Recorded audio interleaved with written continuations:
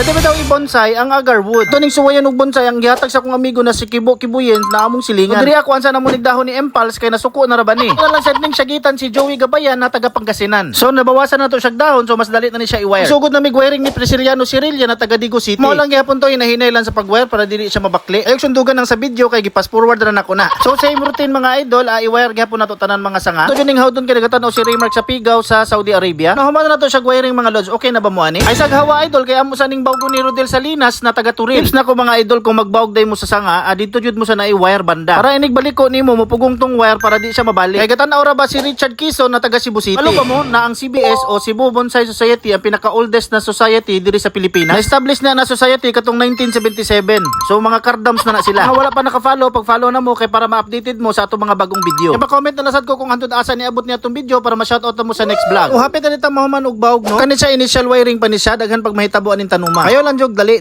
ah. Umaw ni ang trick na to ani so gibawog na to ni sa tubangan pero ang front sa likod. Wa nay bali ha.